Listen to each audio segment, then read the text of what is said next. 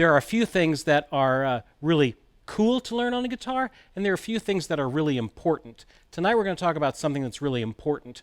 It's kind of the foundation. These are the seeds for what makes great guitar parts, are these things called triads, okay? So what is a triad? Well, a triad is just a combination of 3 different tones. It's the simplest form of a chord. It's 3 tones. Now, we're going to be covering in this series for the next 3 weeks 3 different types. The major triad, what we're going to cover tonight, which is built off of the 1st, the 3rd, and the 5th of the major scale. So if I'm in the key of C, and I wanted a C major triad, the C major scale being C, D, E, F, G, A, B, C. And if I wanted the major triad from that, I would take the root, the 1, the 3rd, which is the E, and the 5th, which would be a G. A C, E, and a G. And all a triad is it's just combining those 3 tones. Now, it doesn't matter how I combine them. I can combine them all kinds of different ways. There's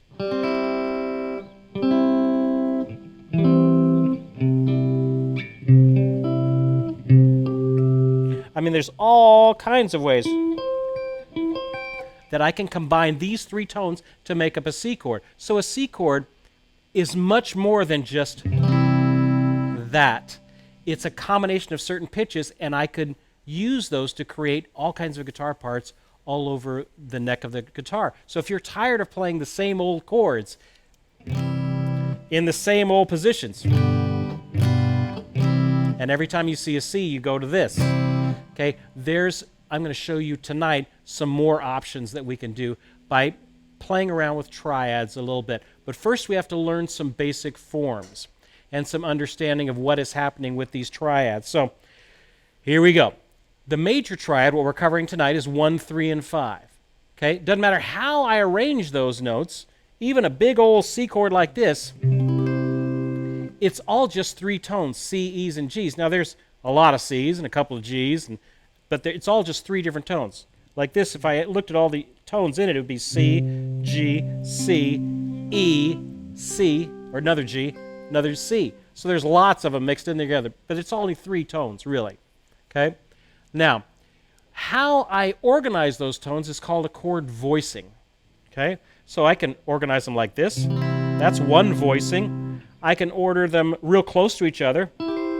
These are called close voicings, which is what we're going to be looking at tonight, where all the notes are squeezed within 1 octave. Now, there are open chord voicings, which are larger than an octave. So closed voicings are smaller than an octave, or within an octave. Open voicings are larger, greater than an octave. Those are all open voiced chords. Okay? All right, so we've got voicings down and we understand what triads are. Now we're going to start looking at the forms. Why are these things so helpful?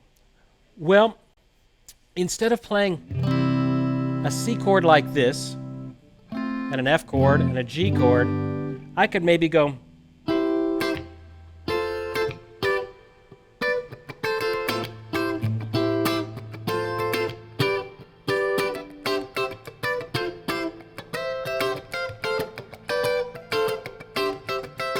or maybe if I wanted to go low.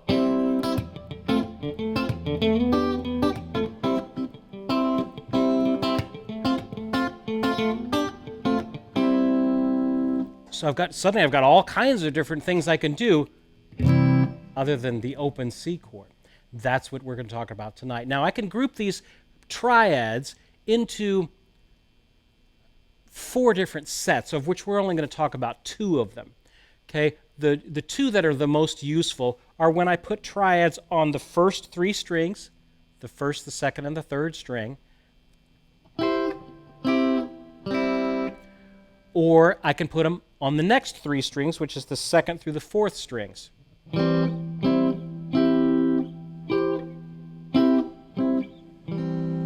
Now, they do appear on the lower strings too, but they're just not as useful, so I don't really want to get bogged down with that. The ones that you're going to be using a lot as a guitar player are the ones on the higher set of strings, the first set, and then the second set that we'll talk about on the 2nd through the 4th strings. So let's get right into it. All right, so take a look at now that we've kind of got the background, done, take a look at your PDF there. Now, I'm just going to run through the material. I know it's going to take you a while to kind of practice it all and work out the concepts I'm talking about, but I just wanted to explain it all to you first. This is very important. All right? Major triads. These are the three forms. This is on page, what would that be? I think it's page 3. You have the three forms. I put them here in the key of F because they just kind of land a little bit easier on the neck in the key of F for everybody to understand. The first form we're going to talk about is this shape. I've got, all of these are going to use the bottom 3 strings. I've got my A, a C, and then the root, which has got the little diamond in the diagram there. That's the root. This is an F chord. That's the first form. Now I'm going to give you 3. The next one is sort of a D shape, you know, if you want to think of it like a D chord. It's a D shape, but it's going to be up here at the 5th fret. Now notice that the root is not on the 1st string anymore. The root now is on the 2nd string. I've adjusted, I still have the same 3 notes, I've just adjusted their order. So instead of A, C, F, now I have C, F, A. Okay? Now the last one of this batch is this F one here, which I have an F, an A, and a C. So now the root is on the lowest of the 3 strings. Those are the 3 shapes that we're going to be messing around with. This one, this one, this one. And what I want you to concentrate on is knowing where that root is, because that's going to be how you determine where to put these on the neck. So let's just practice that to get them first underneath our fingers. If I did them in the key of F, let me get myself tuned up here. So if we put those in the key of F, okay, it's going to be 2, 3, 4. And I move to the next one, 2, 3, 4. Move to the next one, 2, 3, 4. Back down the F, 2, 3, 4. So I've got the root, kind of this root position one. I've got this D-shaped looking one. And I got this one. It's probably going to be the less familiar one to you, is usually this one, where I have the 5th as the highest note and the root as the bottom. Now, they do continue up the neck. I could keep going, but up here, they get a little bit less useful. So the real meat of use of them is going to be down here. Okay? Now, as you guys have questions, just type that into the chat. I'll try and get to those in a little bit. I want to try and get a little bit through the material here first.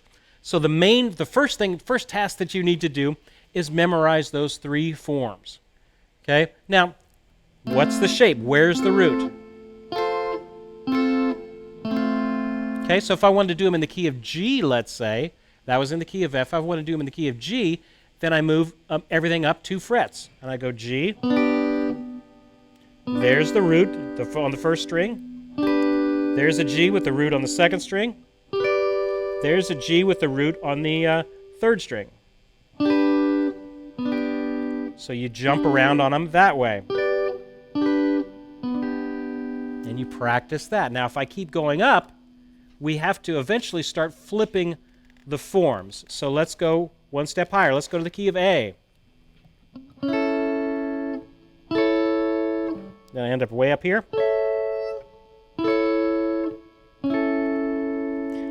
Now the next one is the key of B flat. Now you'll notice, once I get up here past the 13th fret, then I can go an octave down and the highest form appears down here. So this form, which was up here, can also be played low now. So now I have a new lower form. So there's this constant, as I'm moving these around, the higher ones that get above 13th fret will now appear an octave lower down at the bottom. Okay? So if I played the B flat ones, the B flat triads, I would start on the lowest one, which is now a new form.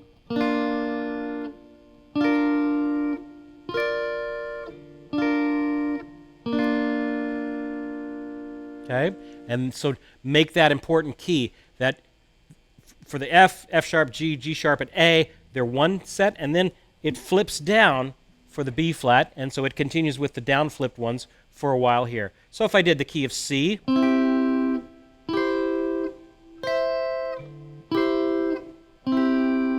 would be there. D flat, well, I get above the 3rd fret or the 13th fret again.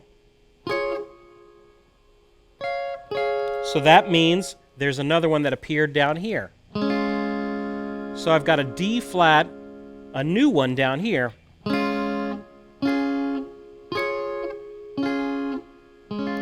So they're constantly flipping is what is the concept that I want you to see. So, and then it's that way pretty much the rest of it. I have a D would be there. E flat. E. Let's see. And then back to F, which we would be down to our original form that we started out with. So I know I went through those really quick. If you're not familiar with those, then what I covered is about 2 or 3 weeks worth of working those forms out. Okay? But this is where we're going. Don't be discouraged with that. Learn something new so that we don't always have to be trapped into the same forms. Okay? Don't play like every other guitar player that immediately goes down to these low open position chords. You can break beyond that. And that's what this is, some of the seeds to do that. All right. So now that we've got the basic forms, how do I practice those? Well, I would first go, just up keys. Like there's F, then I would go to F sharp. Just get used to these new forms, G, and I would work my way all the way up through the different 12 keys there, flipping when I need to flip at D flat and I think B flat are the two ones that we have to flip. So that's the first way to do it. Now, once you have that done, the next level up from that is to do those still, but we're going to cycle them, let's say, maybe in fourths. So the first one I would do is in the key of F. And then I would do them in the key of B flat.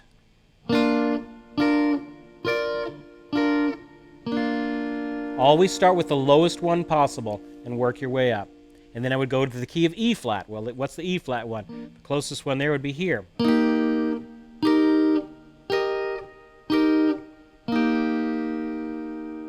A flat, D flat, and you'd work your way through this cycle of fourths there. I have it written down in the music there, and you'll get through all 12 keys that way. So that's kind of the next level of doing that. So I realize that's several weeks worth of work already to get those down. Where we're going, though, now that we have that foundation of the shapes down, okay, which is the first step, then we're going to start combining these chords, and that's where it starts getting fun. Okay? Now, Scott is asking, is this the same as the caged system? Okay. Yes, you're going to start seeing these shapes in all kinds of things. Like here in a big old F major chord. Well, there's the top shape that we just talked about right there. There's the middle one we're going to talk about in a minute.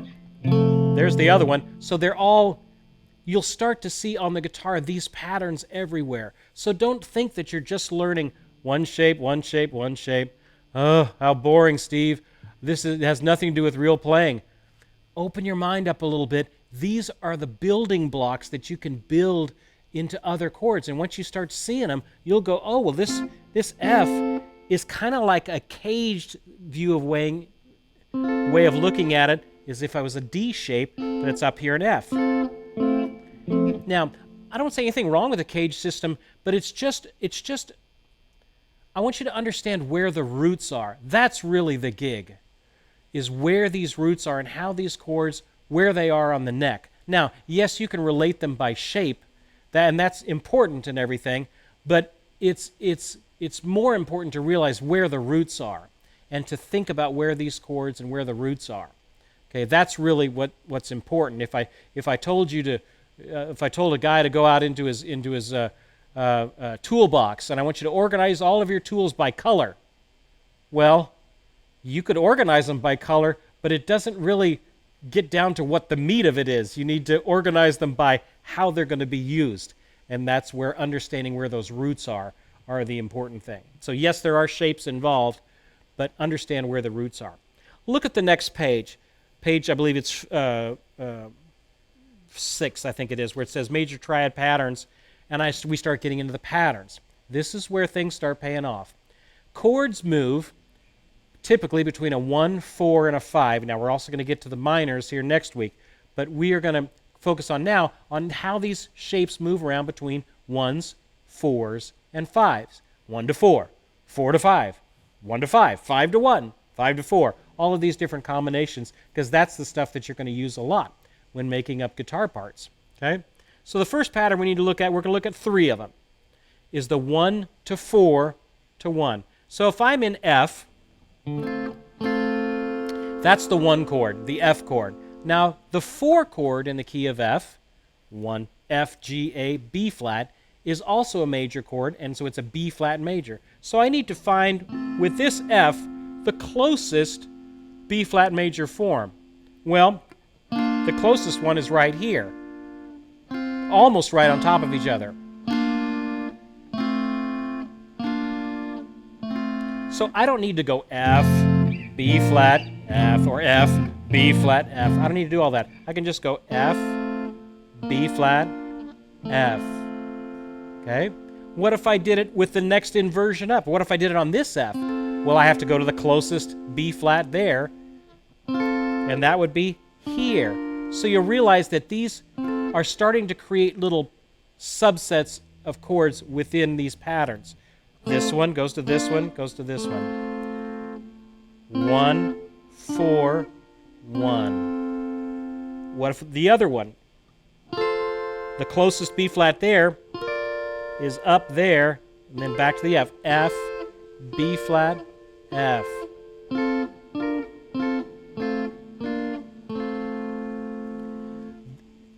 Just that, going from 1 to 4 to 1, and you start applying that into progressions, man, it starts to get, progressions get much less complicated. Like if I just throw, a little bit of delay, maybe let's do some reverb there, and I do just a little.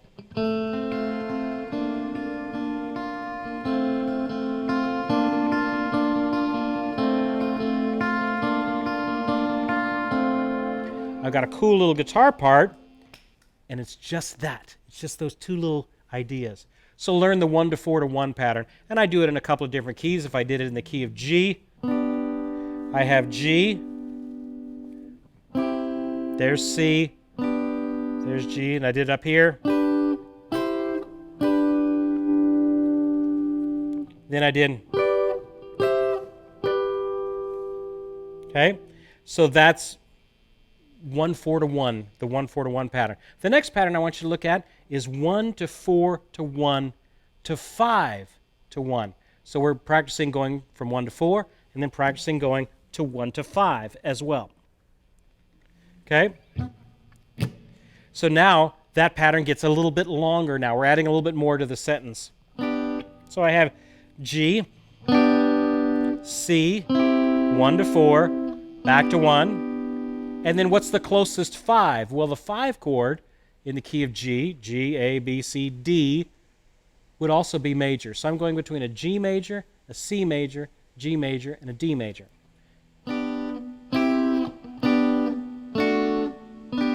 And I want to find the closest version of this. Okay?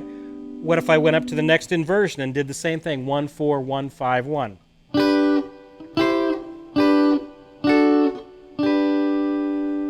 What if I did the next inversion up?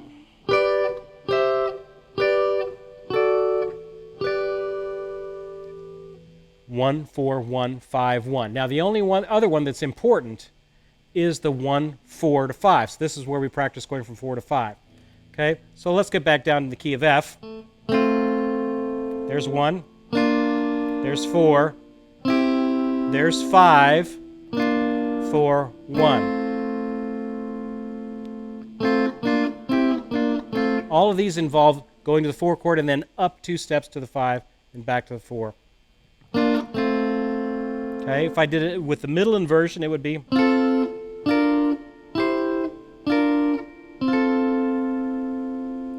Okay, if I did it with the upper inversion,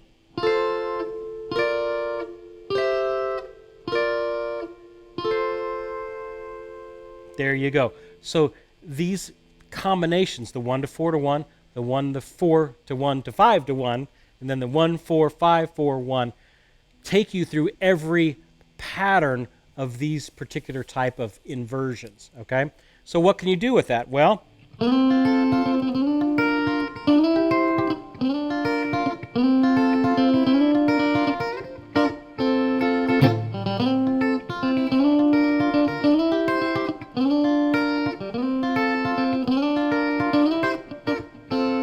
oh, that's a little high, Steve. Can you do it lower? Sure can.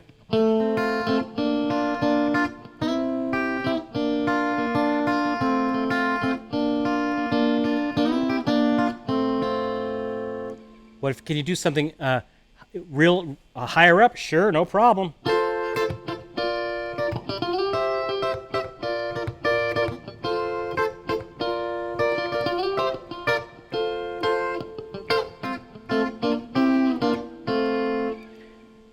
You can quickly see how they're everywhere. You've got a whole palette of things that you can do with triads. So now I know it's really easy for me to say it, and I can say it in about 15 minutes, but it's going to take someone learning it. It may take them weeks to kind of get these forms underneath of your fingers. Don't be discouraged. That's part of the process. Figure these things out. This is what's going to change your playing from breaking it out from just playing open position chords. Okay, now I saw a couple of you had a couple of questions. So if you have a couple of questions, let me know. Sharon is asking, when moving the root, am I creating inversions? Yes, that's what this is called, Sharon. When I change all of these are F chords. If they were written in a piece of music, they'd all be an F. Well, which one do you do? Well, that's up to your choice as the guitar player, which ones you want to do. But these are called, when you adjust the order of those notes, they're called inversions. Okay? And that's what these are. All right. Jerome is saying, Steve is finally telling us his secrets. Yes, I am. And the smart people will realize this is a real secret to building a good guitar part, and even gets into soloing and things like that. You know, I played a bunch of stuff over Christmas is what got me thinking about this. I was trying to think what's kind of the real core of what I'm doing. And so much of what I do is strictly this sort of triads and inversions and things like that. So while everybody else is going, I'm going, let's see, what could I do with a C and a G? I could go maybe...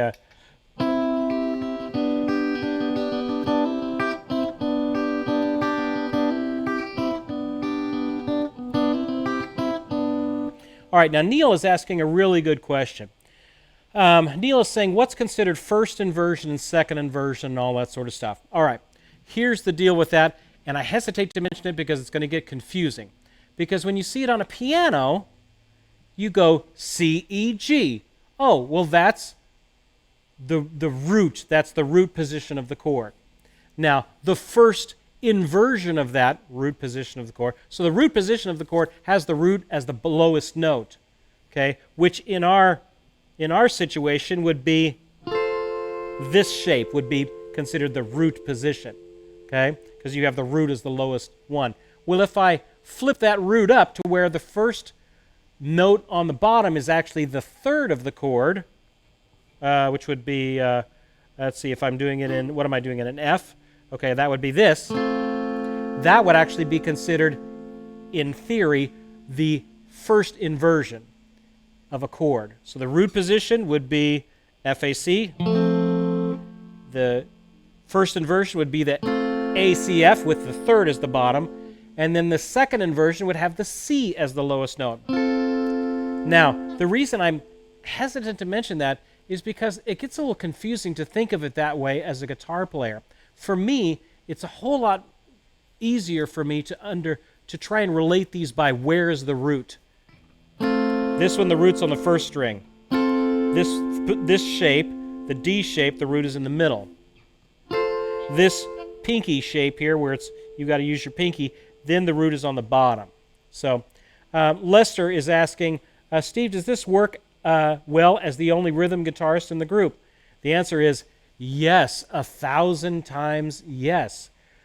I can play open, basic chords that everybody else is playing, or I can play something a little more interesting as a rhythm guitarist up here.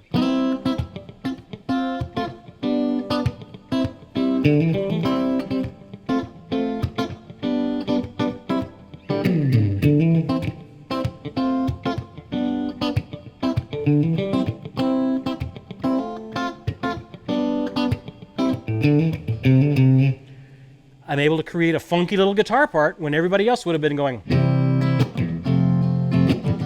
And that's cool and all. What I'm talking about is going beyond that, okay? So it's going to take a little understanding to do that. Great question. Steve Dosh is saying, are there a couple of 3-note arpeggios that are your go-to patterns? Well, sure. I take these same things. What was I doing there? I was doing a C. Well, let's get back to our upper set, and then I'll get to the lower set in a second. I can do them as a chord.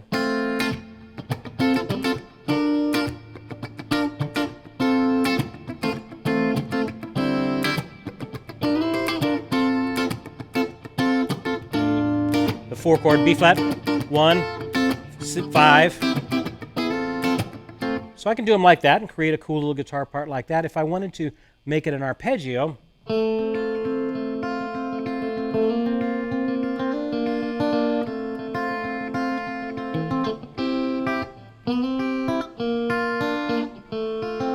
I can arpeggiate these as well. I can just use part of them.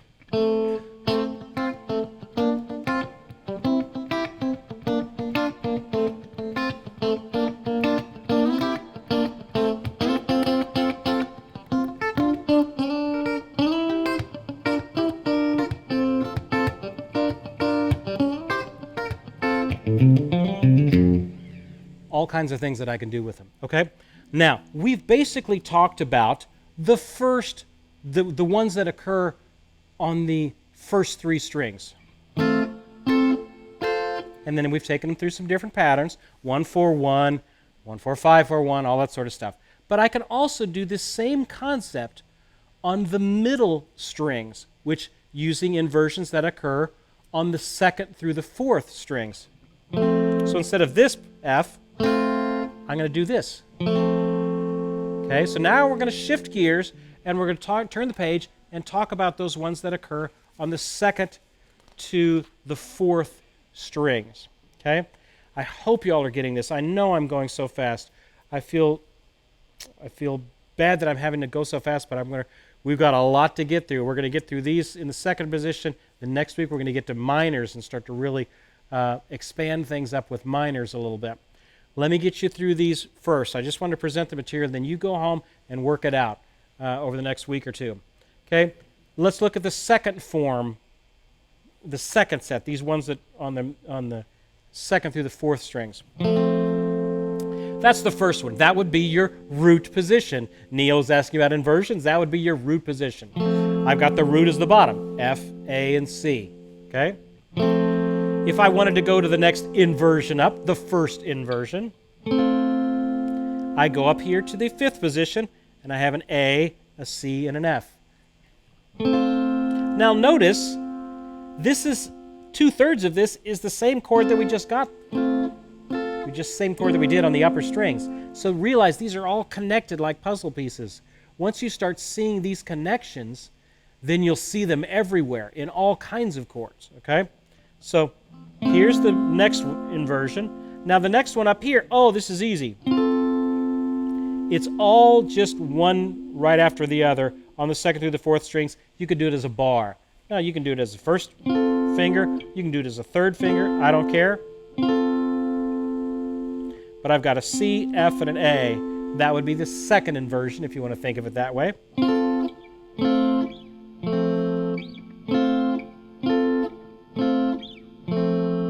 Okay, now how would I practice those? Just like I did the others. First thing you need to do is learn the forms, then go through them in different keys. Well, here's an F. What are they in F sharp? Well, then I would go.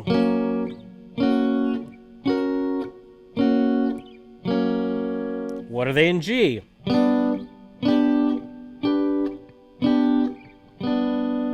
A flat. Oh, wait a minute.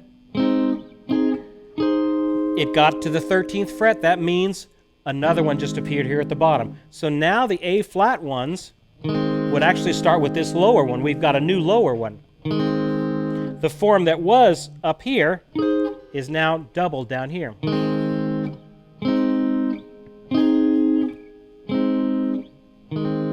That's A flat. A would be right up for that. B flat would be.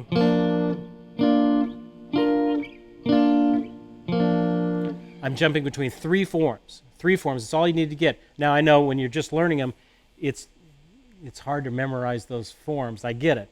But even through all of these pages, I'm only taking you through 6 shapes. There's only 6 shapes in all of these 10 pages. So once you kind of learn the 6 shapes, then all of this falls into place really pretty nicely. Okay, so if I get to A, B flat, if I went to the key of C, it would be getting a little high there, but it hasn't flipped yet. I'm not above the 13th fret. But when I get to D flat, which would be, let's see,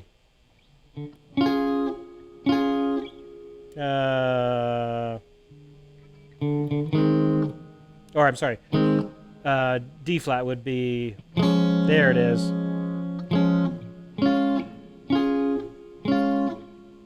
So that one flipped down. So on these forms, the 2 points that you flip are the key of A flat and the key of D flat.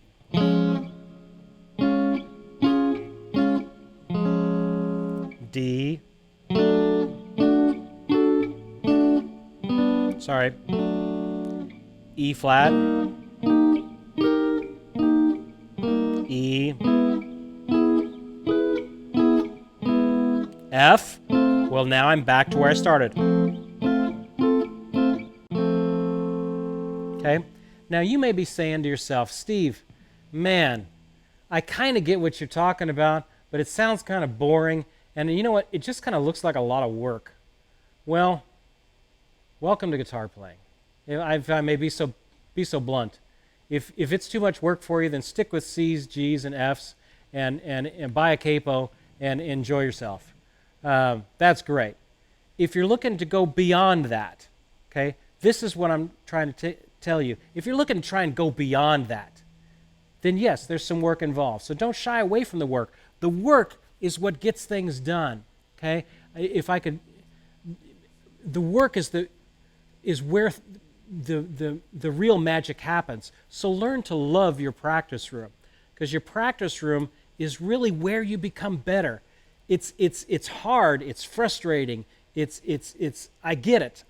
I've been there. You kidding? I do this for a living. I know it. It's frustrating to learn new things.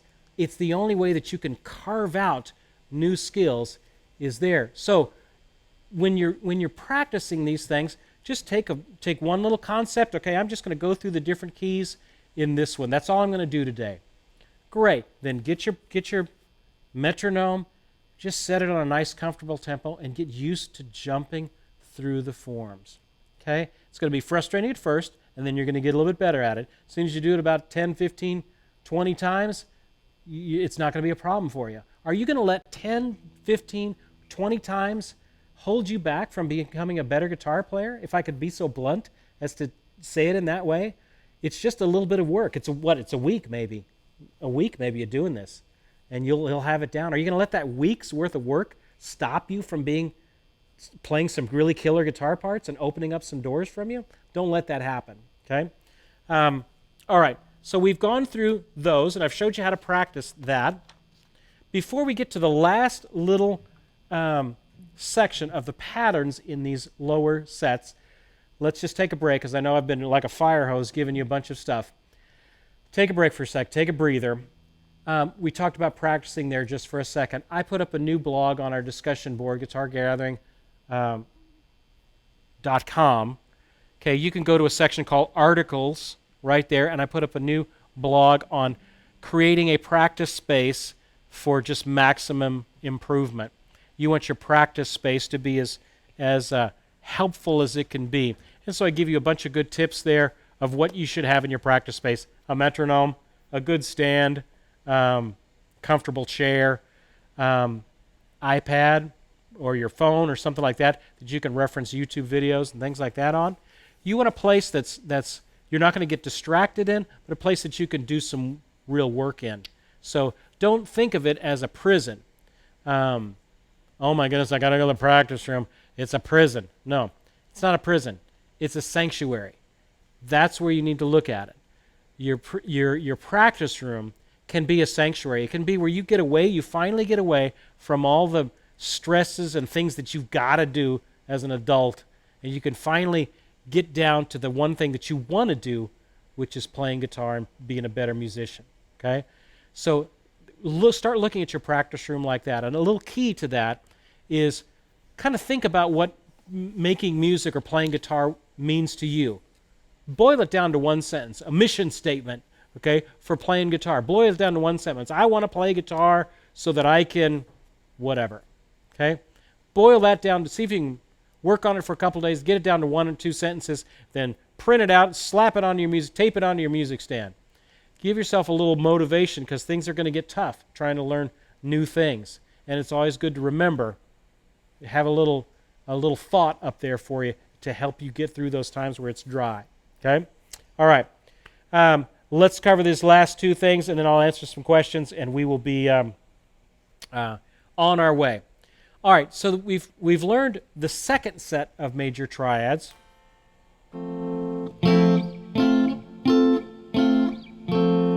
Now we're going to go through our patterns.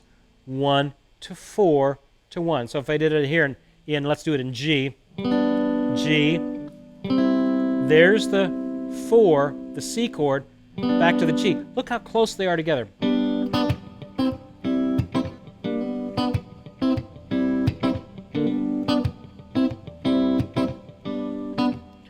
Very convenient to have a 1 to 4 right there. Okay? Then what's the next inversion up? I have this one. Look at this, right on top of each other.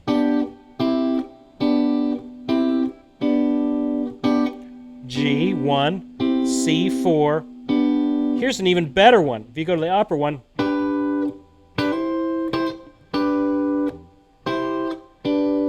you have this bar of the 1, and then you just come over and catch the 4. Oh, that's a great one. Hey, let's take it to the key of A and do that same one. I have to drop it down here. Hey, that sounds kind of familiar, doesn't it?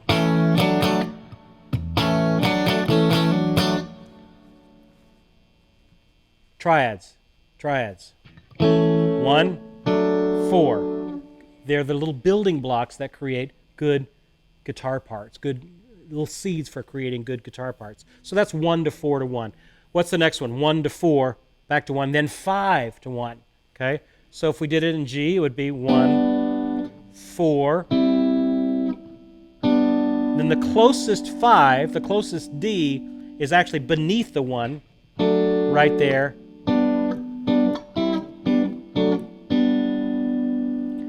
You know, it's interesting when I watch these studio guys do what they do, how they can go through all these elaborate chords, but they're actually only moving 1 note at a time. 1 little finger here, 1 little finger there, and they're going through all this chords when an average guitar player would just be playing these full, big, unconnected chords. But these studio guys, what they do is they do things like, let's see.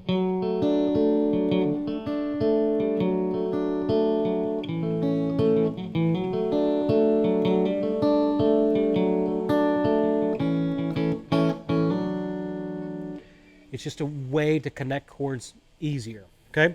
All right, so if I back to G, I got off on a tangent there. 1, 4, 1, 5, 1. If I did that, there's 3 inversions, so I got to do that pattern with all 3 inversions. The next one is 1, 4, 1, 5, 1. Okay? The next one would be 4, 1, 5, 1. Okay, now that one, since your hand position is here, you don't rarely go back to that one, so that one's a little bit less helpful to go down to that 5. So that's where the other one comes into play, the 1 to 4 to 5, where we're practicing going up from the 4 to the 5. So if I did that in C or G, it would be 1, 4. I just go up to the 5, the D there, rather than going behind myself there. If I go up the next inversion, next inversion. And there you go. 1, 4, 5, 4, 1. So that's the 3 patterns. So we've covered a ton of ground there. We've covered the different shapes on the first set, the first 3 strings, the major shapes. We did our 3 patterns, 1 to 4, 1 to 4 to 1 to 5 to 1, and then 1, 4, 5 up. So we've covered all 3 combinations you're going to be able to do. And then we went to the second set on the 2nd through the 4th string.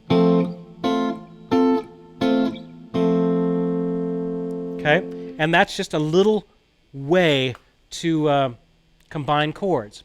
And these are what create good guitar parts. Hey, don't believe me?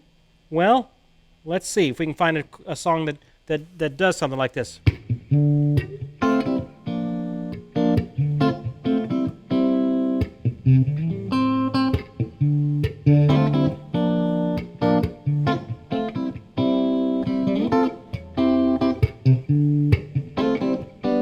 Sorry.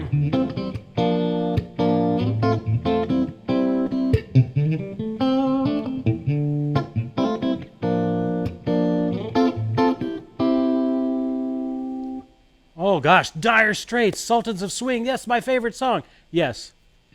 F, functioning over a D minor, which we're going to get to next week. C major, B flat major, F, C, 1, 5, 4, 5.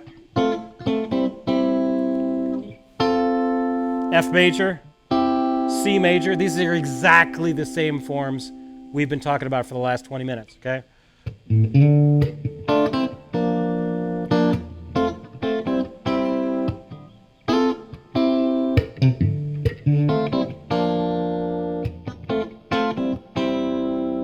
Okay, now that one is actually functioning as a minor chord. If y'all are interested in that, hey, let's take a minute. I'll show you what I'm doing there. This is over a D minor chord. So he's doing the minor form, which we're going to learn next week, to the C major, that inversion of it, where it's a straight bar, goes down to B flat, back to the minor form, and back to C major, and you add a little bass line with that.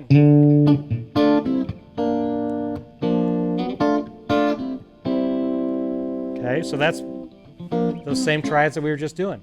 Okay, and then after a while, he goes up here to the F major, to a C major.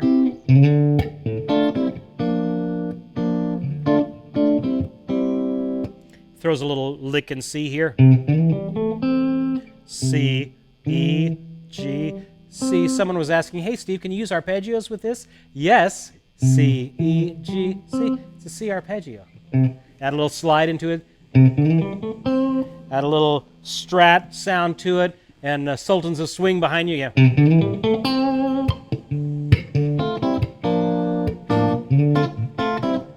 And instead of going low to my little arpeggiated lick, I'm going to go up. F major, C major. See, these are the seeds, I'm telling you, of great guitar playing are these little triads. So first part of it, learn these forms first. Work on that for me for this week.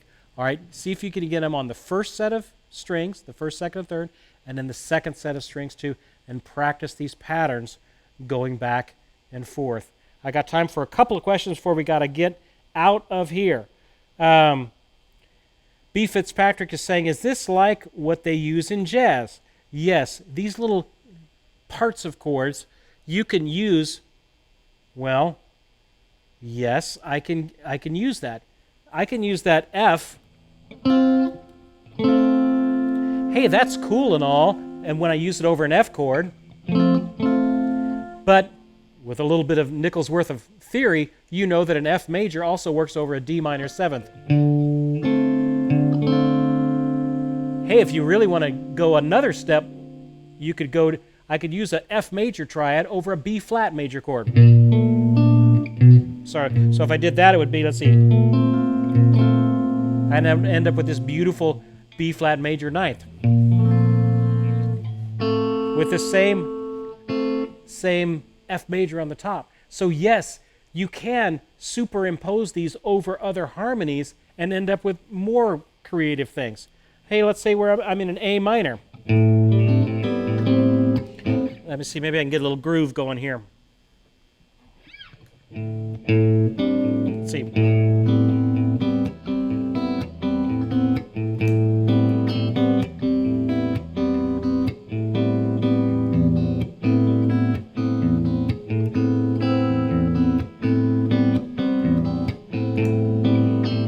Okay, so I got my little A minor groove. Now I know that a C major will work over an A minor, and a G major will work over an A minor too.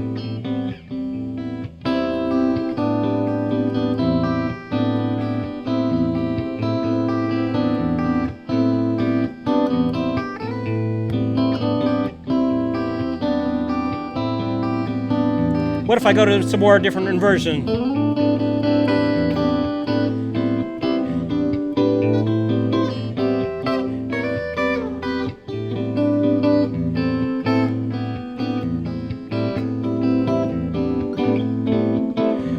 How many ways can I keep doing these same chords?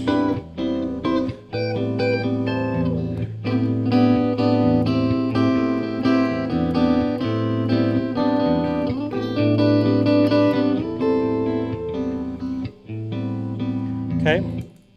So, yes, you can superimpose these harmonies over all kinds of things. And yes, you use these triads in all kinds of crazy ways. Check out Larry Carlton. Just type into Google or type into YouTube Larry Carlton Super Arpeggio, and he will explain how you can use simple majors and minors over a very different tonality and get all of these crazy, wonderful sounds. So great.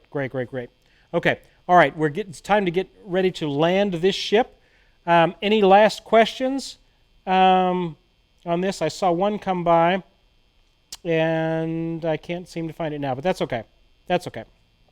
All right, if you're interested, go to guitargathering.com, get the PDF of this, and work on this for me for this week. Those two things. Next week, we're going to talk about minors as well. We're going to add some minor shapes to this. The third week, we're going to talk about seventh chords. Okay, but Steve, how could you do a seventh chord with a triad? Well, I've got to drop one of the tones. Okay, because the seventh chord has 4 tones in it, and a triad has only 3. So I'm going to have to. It's various combinations of the seventh tones, 1, 3, 5, and flat 7. So we'll talk about minors next week, but the sevenths, that's where it starts getting really cool. Let's see if I'm in F.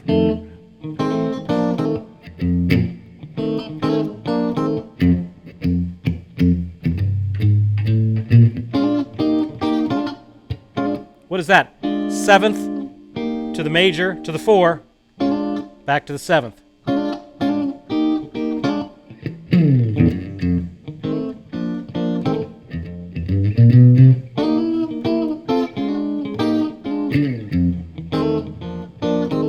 So they're everywhere once you start playing around with them. Anyway, I hope you guys have learned something. Take it to heart. Practice. Take it back to your practice room. Mess with that this week. See if you can come out of this week being a better guitar player than you were when you started off with. Keep up the great work in your learning. You can do it. We will catch you guys next time.